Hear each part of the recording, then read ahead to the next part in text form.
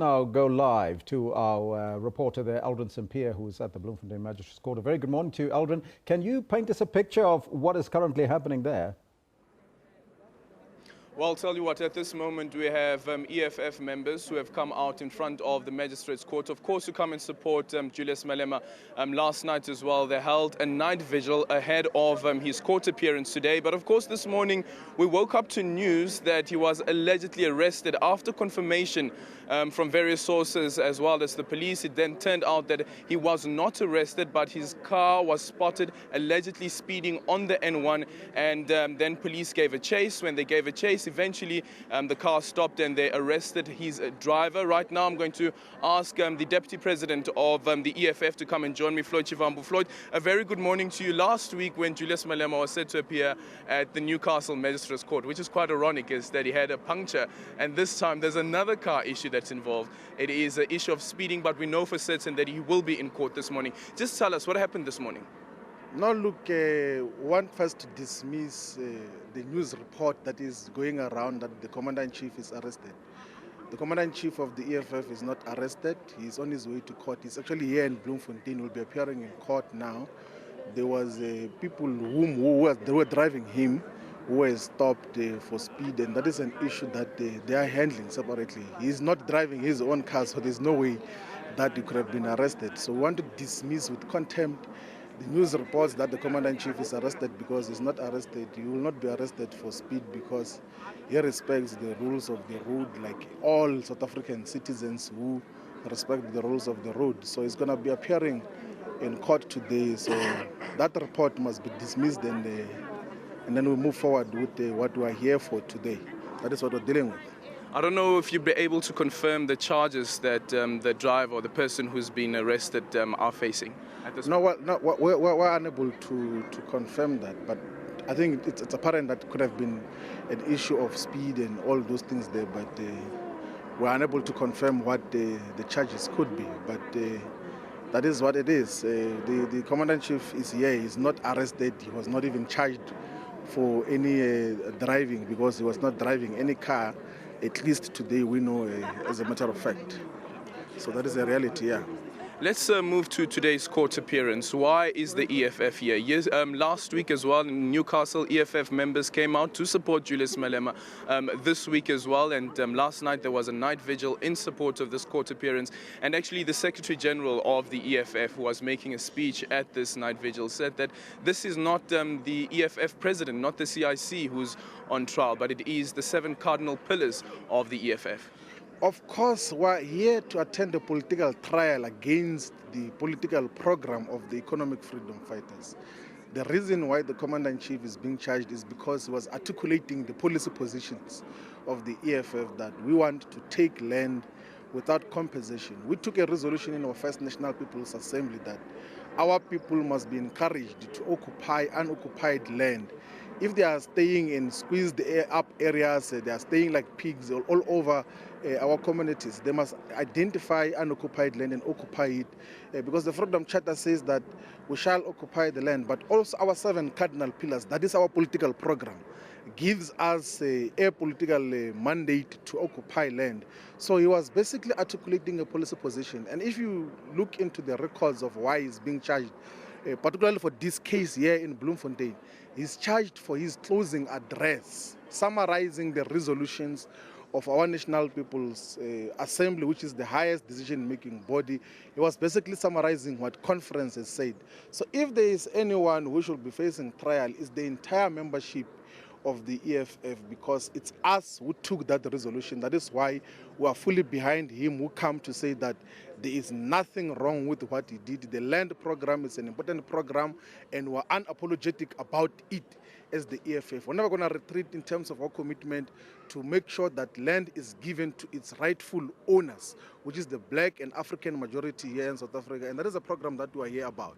In that closing remark, actually, and this is something that the NPA also points out in the indictment, is that Julius Malema made the remarks to go and occupy land, and he also went further to say that the EFF will establish a trust for those who are then arrested to be bailed out. The EFF must intervene. So it seems as though that he had some sort of comprehension that what he is doing would be a crime, whether invading land is a crime.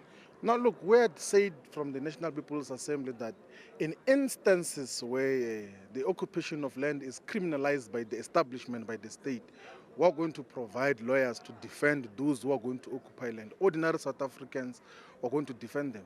And as a matter of fact, there is a lot of land occupation program that happened here in the Free State, in Johannesburg, in KwaZulu-Natal, in Mpumalanga, which got to be successful. They are successful communities that are properly organized because of the land occupation program.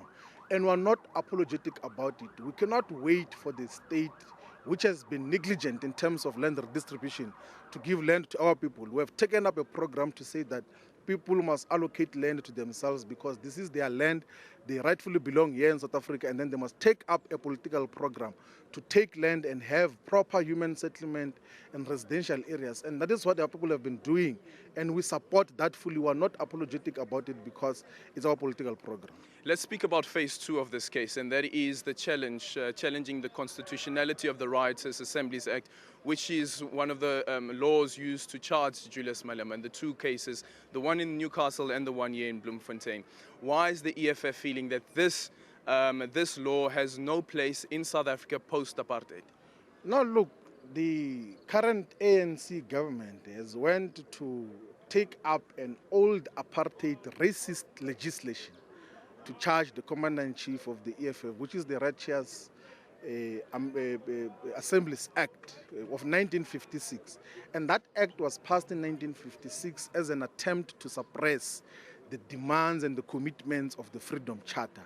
It was an act that was passed to basically protect what it says are Europeans against non-Europeans, the hostilities that they were imagining existed then. So you can realize that this is a purely racist legislation that was enacted to suppress political activity of those who were leading the struggles then, the Nelson Mandelas, the Robert Sobukwes, Walter Sisulu, and all of them. And the current government is utilizing that old legislation to now achieve its own political programs. And we say that decidedly, that legislation is not in line with our constitution because there is no categorization in South Africa post-1994 of Europeans and non-Europeans. There's no categorization of saying that there must be a constitutional protection of one race against the other. So decidedly, we know that when we take up this case to the High Court to challenge its constitutionality, we're going to emerge victorious. That piece of legislation is illegal. It is not going to stand any constitutional scrutiny in terms of what we're going to subject it to later on.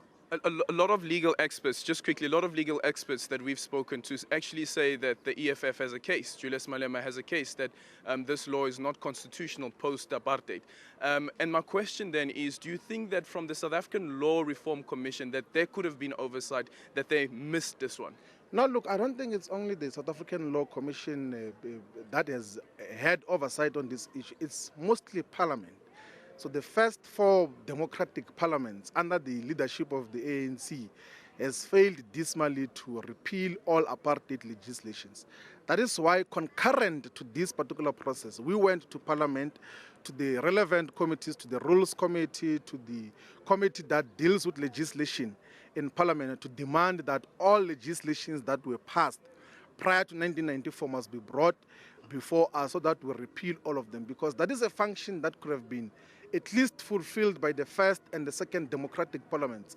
It's 22 years now since the attainment of political freedom, but we're still sitting with archaic and old apartheid legislation that defined people according to race and according to what the Queen that time would say should happen in South Africa. So it looks like we even the political freedom which we thought has been attained has not fully been attained, because the now liberated South Africa is utilizing the laws of the oppressor to govern society. That is extremely irresponsible. It's negligence of the political power that was given to the African National Congress. That is why part of what should happen after this is to take the political power from the ANC, because they've been unable to utilize it effectively to liberate our people in a meaningful and permanent way. Well, thank you so much. There you have it, the Deputy President of the EFF indicating what their stance is with regards to the Riotous Assemblies Act of 1956. Julius Malema has made the application last week to have that law repealed. He says that it is unconstitutional, and that court case is expected to be heard sometime next year. Today we are expecting a quick application similar to the one that we saw last week in Newcastle. It's back to you in studio. Thank you, Aldrin Sapir. That's our reporter there joining us live from the Bloemfontein Magistrates Court. We'll keep you updated on the proceedings there.